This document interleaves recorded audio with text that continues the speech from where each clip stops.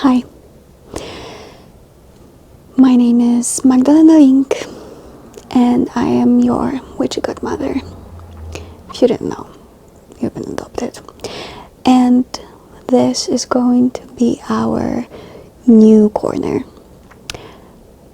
which is probably going to be just called a bedtime story with a witch, because why not, It's not false advertising. I am a witch and it's going to be a bedtime story reading, so yeah. Do subscribe if you would like to stay and watch the other ones that are going to come. I know I promised that I will read you folk stories, but I do not have even one printed copy of actual folk tales, so I will get one. But in the meantime, I'm going to read you a book that found its way into my life in a very random way. It just kind of appeared, And I didn't read it straight away, but when I did, I didn't even know I needed to hear all of that. And it's beautiful, and I would like to share it with you. I think you guys are going to really enjoy it. It's by Trina, Paulus, and it's called Hope for the Flowers. If I did mispronounce her name, I'm sorry.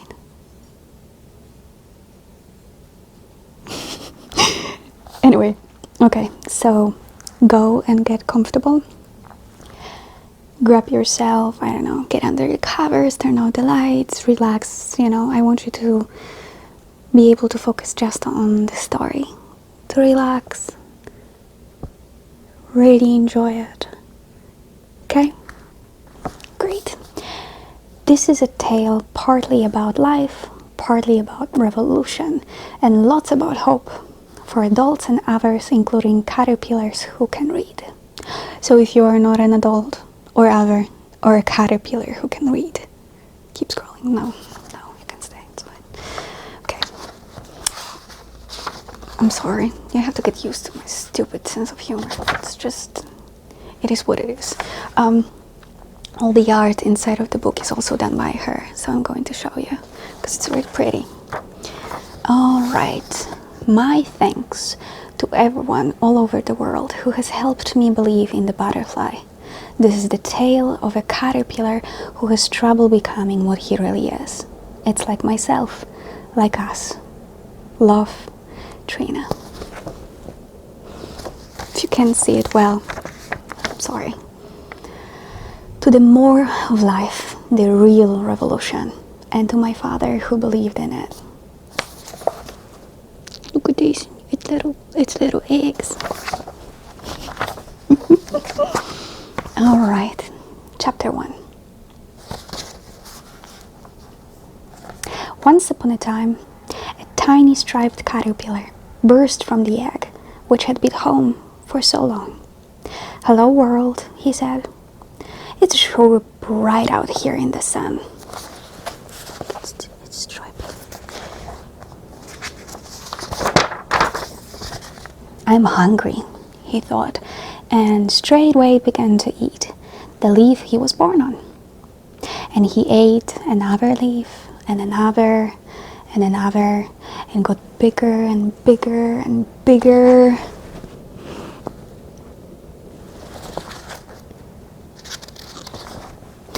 Until one day he stopped eating and thought, there must be more to life than just eating and getting bigger. It's quite dull.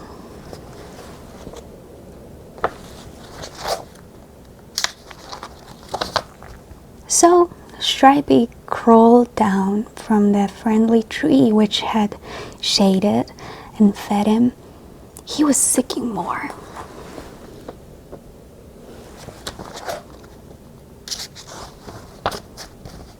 There were all sorts of new things to find. Grass and dirt and holes and tiny bugs. Each fascinated him, but nothing satisfied him.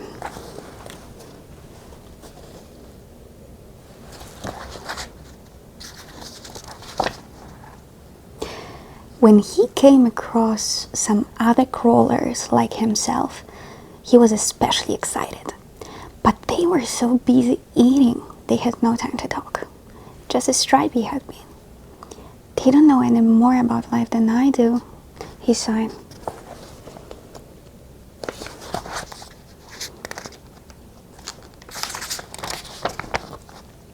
Then one day, Stripey saw some crawlers really crawling.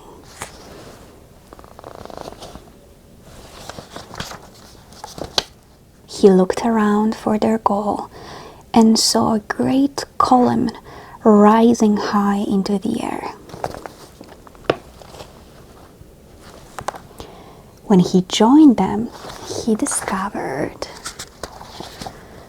the column was a pile of squirming, pushing caterpillars. A caterpillar pillar.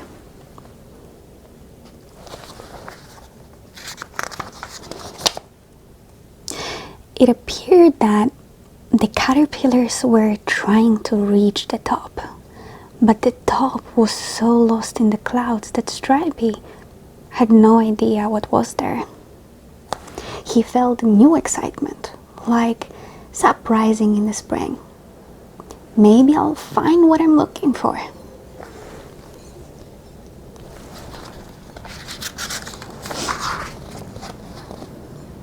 Oh, it's so windy. Full of agitation, Stripey asked a fellow crawler, "Do you know what's happening?" "I just arrived myself," said the other. "Nobody has time to explain. They're so busy trying to get wherever they're going, up there." "But what's at the top?" continued Stripey. "No one knows. No one knows that either, but it must be awfully good because everybody's rushing there. Goodbye. I've got no more time." He plunged into the pile. Stripey's head was bursting with the new drive. He couldn't get his thoughts together. Every second, another crawler passed him and disappeared into the pillar. There's only one thing to do. He pushed himself in.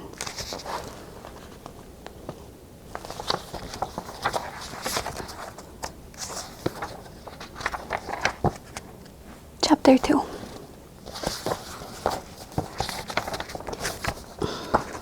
Look, this is Stripey. The first moments on the pile were a shock. Stripey was pushed and kicked and stepped on from every direction. It was climb or be climbed. So Stripey climbed.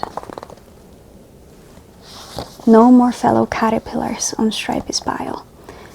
They became only threats and obstacles, which he turned into steps and opportunities. This single-minded approach really helped, and Stripey felt he was getting much higher. But some days it seemed he could manage only to keep his place. It was especially then that an anxious shadow nagged inside. "What's at the top?" it whispered.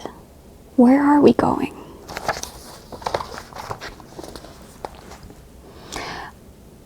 On one day, Stripey couldn't stand it any longer and actually yelled back, "I don't know, but there's no time to think about it." A little yellow caterpillar he was crawling over gasped, "What did you say?" "I was just talking to myself," Stripey mumbled. "It really isn't important. I was just wondering, where were we going?"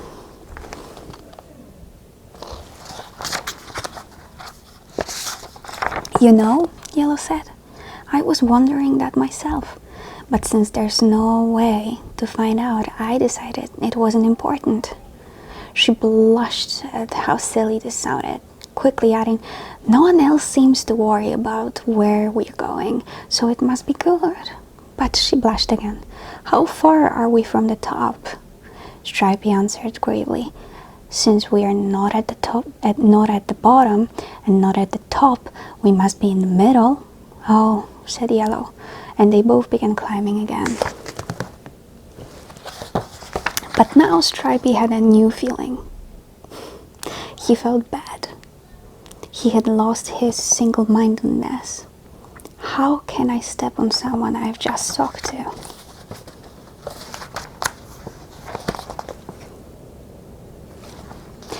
Stripey avoided Yellow as much as possible.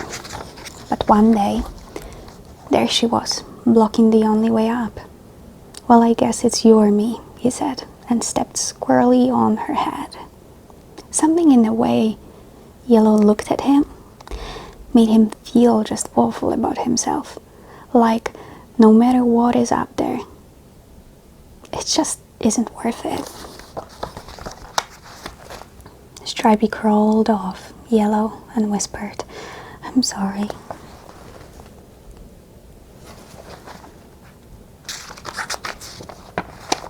And Yellow began to cry. "I could stand this life, hoping in what was ahead until I met you talking to yourself that day. Since then, my heart just hasn't been in it. But I don't know what to do. I didn't know how badly I felt about this life until then. Now, when you look at me so kindly, I know for sure I don't like this life.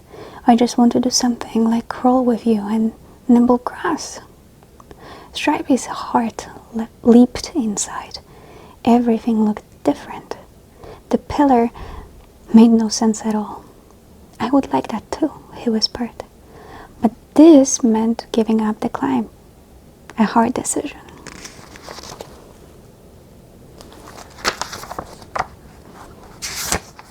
"Yellow dear, maybe you are close to the top. Maybe if we help each other, we can get there quickly." "Maybe," she said, but they both knew this wasn't what they wanted most. "Let's go down," Yellow said. "Okay." And they stopped climbing. They clung to each other as masses of caterpillars crawled over them. The air was terrible, but they were happy with each other and made a big ball so nobody could step in their eyes and stomachs.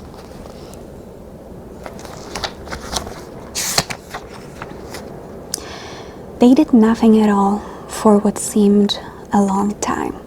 Suddenly, they didn't feel anything crawling over them. They unrolled and opened their eyes. They were at the sides of the caterpillar pillar.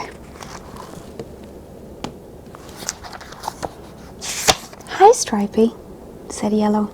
"Hi, Yellow," said Stripey. And they crawled off into some fresh green grass to eat and take a nap. Just before they fell asleep, Stripey hugged Yellow. "Being together like this is sure different from being crushed in that crowd." "It sure is," she smiled and closed her eyes.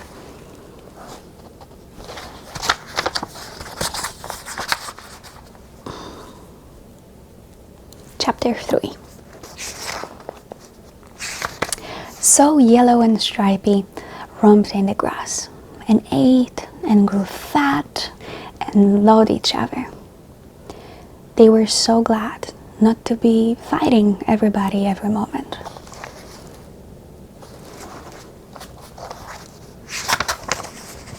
It was like heaven for a while, but as time passed, even hugging each other seemed a little boring.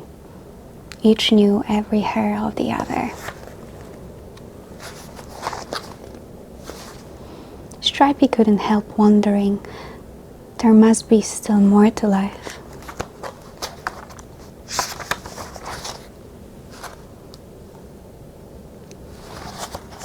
Yellow saw how restless he was and tried to make him extra happy and comfortable.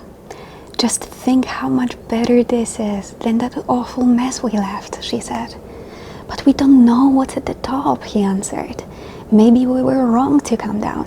Maybe now that we've rested, the two of us could make it to the top." "Dear Stripey, please." Oh, it's really windy. "Dear Stripey, please," she begged. We have a nice home and we love each other, and that's enough. It's so much more than all those lonely climbers have. She was so sure Stripey let her convince him, but only for a while.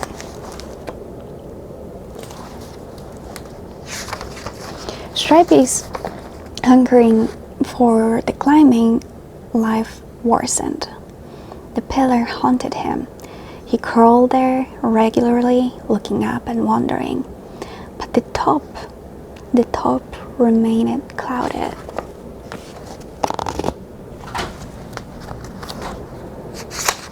It's opening my door now, wow. One day at the pillar, 3 thoughts started Stripey. 3 big caterpillars had fallen from some place and smashed. 2 seemed dead, but 1 still wiggled. Stripey whispered, "What happened? Can I help?" He made out just a few words. "The top. They'll see. Butterflies alone." The caterpillar died.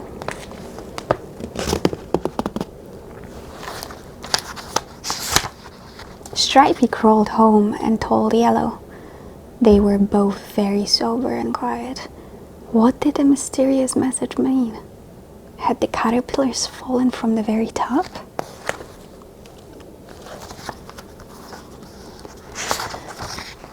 Finally, Stripey announced, "I've got to know. I must go and find out the secret of the top." And more gently, "Will you come and help me?" Yellow struggled inside. She loved Stripey and wanted to be with him. She wanted to help him succeed. But she just couldn't believe that the top was worth all it asked to get there. She wanted to get up too. The crawling life wasn't enough for her either. She also had to admit that it looked like the pile was the only way to do it. Stripey seemed so sure that Yellow felt ashamed not to agree. She also felt stupid and embarrassed since she could never put her reasons into words that his kind of logic would accept. Yet somehow, waiting and not being sure was better than action she couldn't believe in.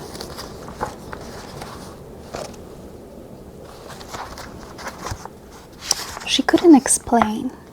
She couldn't prove anything. But for all her love, she couldn't go with Stripey. She just knew climbing was a wrong way to get high. "No," she said, heartsick, and Stripey left her for his climb.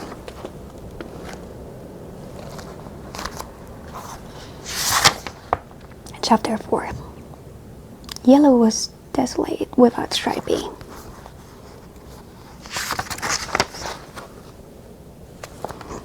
She crawled daily to the pile looking for him and returned home at night sad, but half relieved that she never saw him. If she had, she feared she might plunge after him knowing that she shouldn't. She felt like doing something, anything rather than this uncertain waiting. "What in the world do I really want?" she sighed. It seemed different every few minutes, but I know there must be more. Finally, she became numb and wandered away from everything familiar. One day a gray-haired caterpillar, hanging upside down on a branch, surprised her. He seemed caught in some hairy stuff. "You seem in trouble," she said. "Can I help?" "No, my dear, I have to do this to become a butterfly."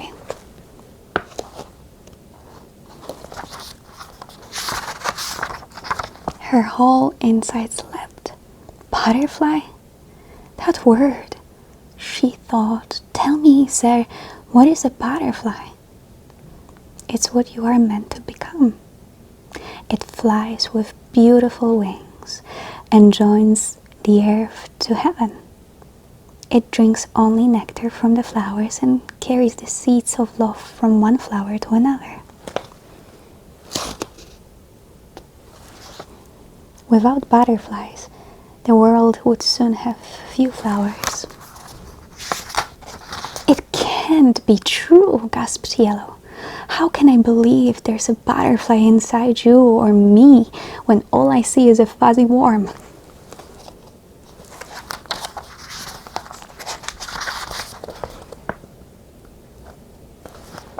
How does one become a butterfly? She asked pensively. You must want to fly so much that you are willing to give up being a caterpillar. You mean to die? Asked Yellow, remembering the 3 who fell out of the sky. Yes and no, he answered. What looks like you will die, but what's really you will still live. Life is changed, not taken away. Isn't that different from those who die without ever becoming butterflies? And if I decide to become a butterfly, said Yellow hesitantly, what do I do? Watch me. I'm making a cocoon. It looks like I'm hiding, I know, but a cocoon is no escape. It's an in-between house where the change takes place. It's a big step, since you can never return to caterpillar life. During the change, it will seem to you or to anyone who might peek that nothing is happening. But a butterfly is already becoming. It just takes time.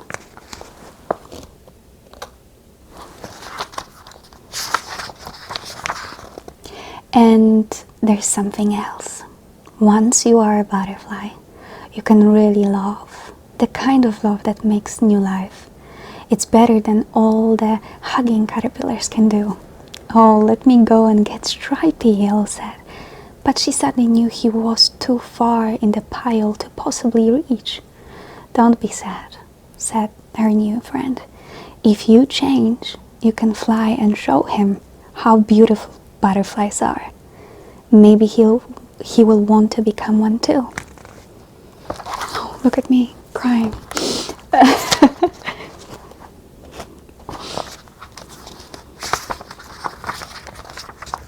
Yellow was torn in anguish. What if Stripey comes back and I'm not there? What if he doesn't recognize my new self? Suppose he decides to stay a caterpillar. At least we can do something as caterpillars. We can crawl and eat. We can love in some way. How can 2 cocoons get together at all? How awful to get stuck in a cocoon. How could she risk the only life she knew when it seemed so unlikely she could ever be a glorious winged creature? What did she have to go on? Seeing another caterpillar who believed enough to make his own cocoon, and that peculiar hope which had kept her off the pillar and leaped within her when she heard about butterflies.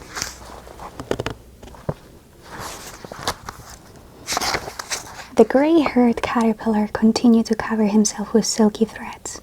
As he wove the last bit around his head, he called, "You'll be a beautiful butterfly. We are all waiting for you."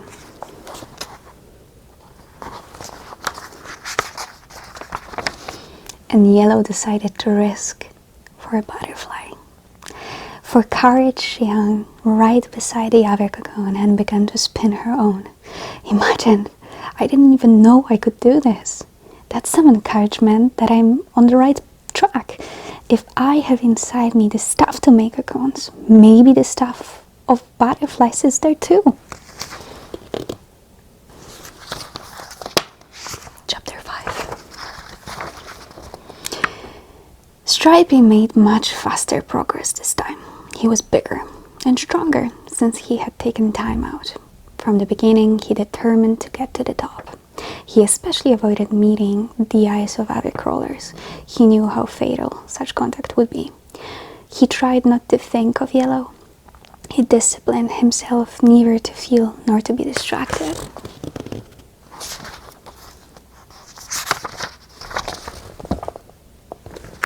Stripey didn't seem just disciplined to others. He seemed ruthless.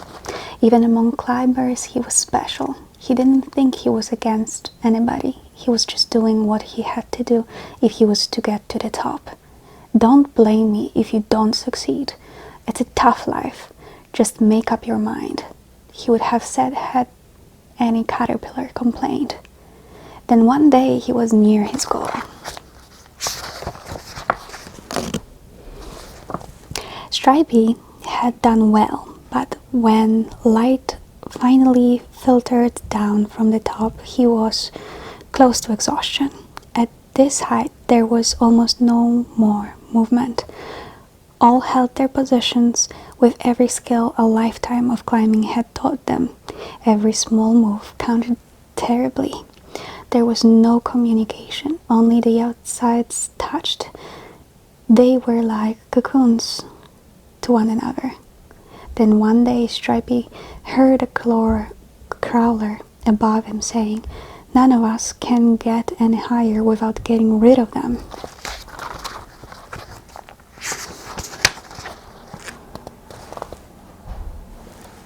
Soon after, he felt tremendous pressure and shaking. Then came screams and falling bodies. Then silence. Lots more light and less weight from above. Stripey felt awful with this new knowledge. The mystery of the pillar was clearing. He now knew what had happened to the 3 caterpillars. He now knew what must always happen on the pillar. Frustration surged through Stripey. But as he was agreeing this was the only way up, he heard a tiny whisper from the top. "There's nothing here at all." It was answered by another, "Quiet, fool. They'll hear you down the pillar. We are where they want to get. That's what's here." Stripey felt frozen. To be so high and not high at all. It only looked good from the bottom.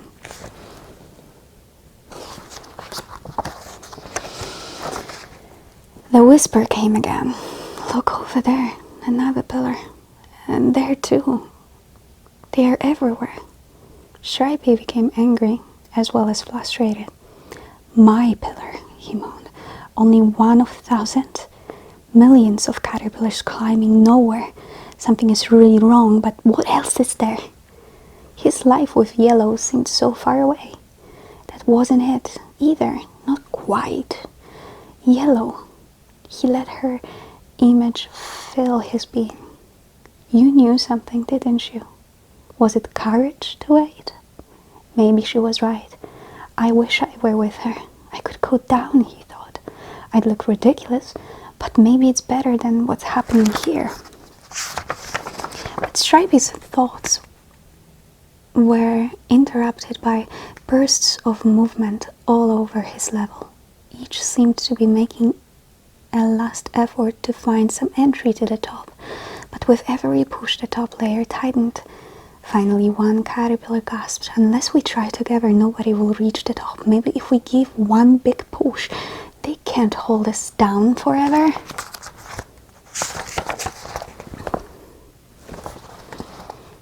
But before they could act, there were cries and commotion of another kind.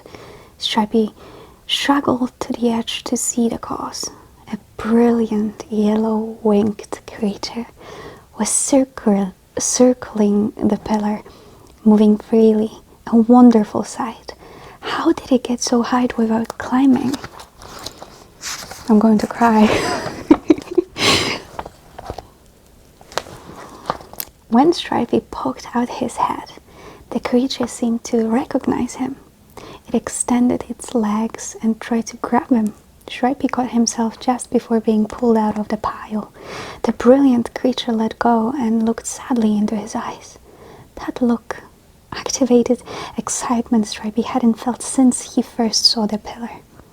Words from the past returned, butterflies alone.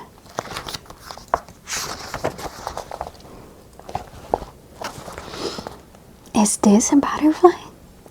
And what did it mean, the top they'll see?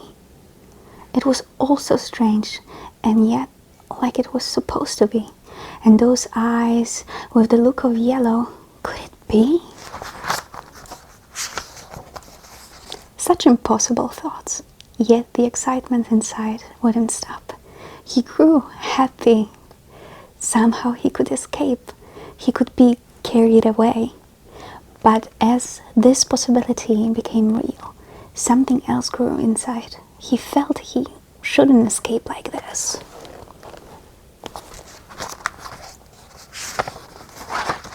Looking into the creature's eyes, he could hardly bear the love he saw there. He felt unworthy. He wanted to change, to make up for all the times he had refused to look at the other. He tried to tell her what he felt. He stopped struggling.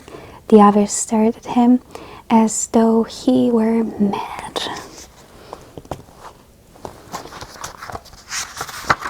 Chapter 6. He turned around and began down the pillar. This time he didn't curl up. He stretched out full length and looked straight into the eyes of each. I'm going to cry. God damn it. And sorry. He stretched out full length and looked straight into the eyes of each caterpillar. He marveled at the variety and beauty, amazed that he had never noticed it before. I'm looking like a crazy person.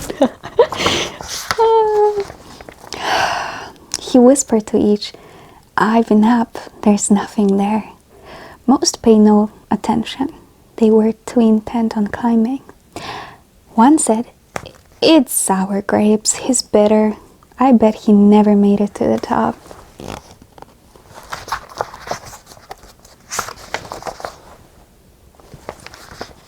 But some were shocked and even stopped climbing to hear him better. One of these whispered in anguish, "Don't say it, even if it's true. What else can we do?" Stripey's answer shocked them all, including himself. "We can fly. We can become butterflies. There's nothing at the top, and it doesn't matter." As he heard his own message, he realized how he had misread the instinct to get high. To get to the top, he must fly, not climb. Stripey looked at each caterpillar with joy that there could be a butterfly inside.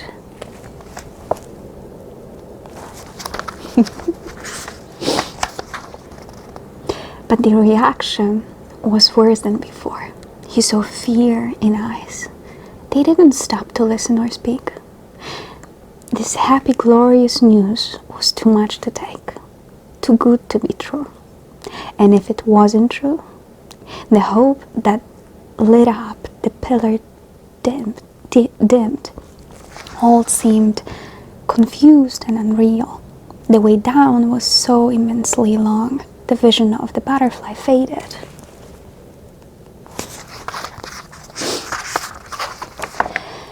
Doubt flooded Stripey. The pile took on horrible dimensions. He struggled on, barely, blindly. It seemed wrong to give up believing, yet believing seemed impossible. A crawler sneered, "How could you swallow such a story? Our life is earth and climbing. Look at us worms. We couldn't be butterflies inside. Make the best of it and enjoy caterpillar living." "Perhaps he's right," sighed Stripey. "I haven't any proof. Did I only make it up because I needed it so much?"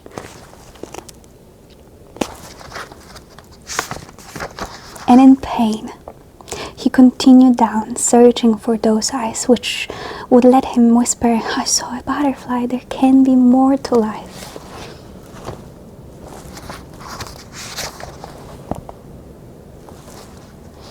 One day, finally, he was down. Chapter 7. Tired and sad, Stripey crawled off to the old place where Yellow and he had roamed. She was not there, and he was too exhausted to go further. He curled up and fell asleep. When he finally awoke, he found the yellow creature fanning him with wings of light. "Is this a dream?" he wondered.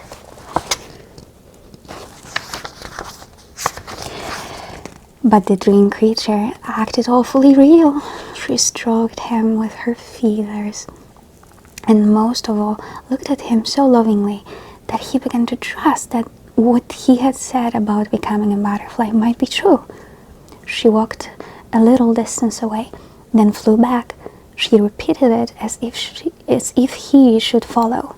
So he did.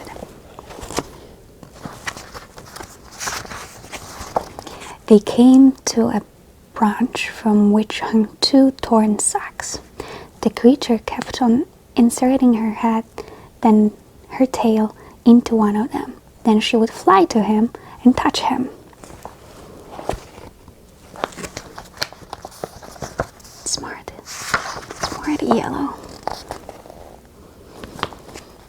Her feelers quivered and Stripey knew she was speaking. He couldn't make out words. Then slowly he seemed to understand.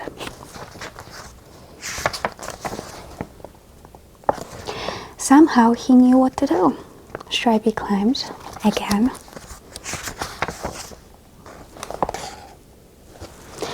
It got darker and darker. He was afraid. He felt he had to let go of everything. And Yellow waited.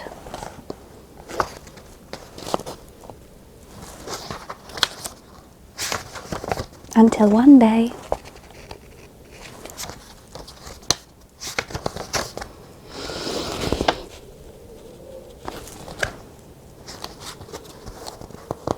the end.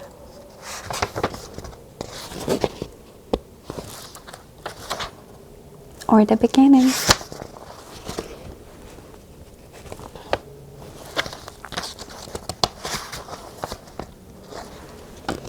Look at them, showing all the others how to become.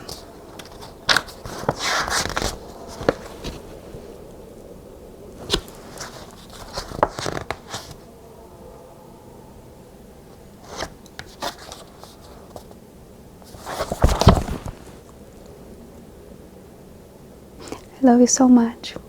I hope you enjoyed the story. I love each and every one of you, my butterflies. Rest well and see you next time.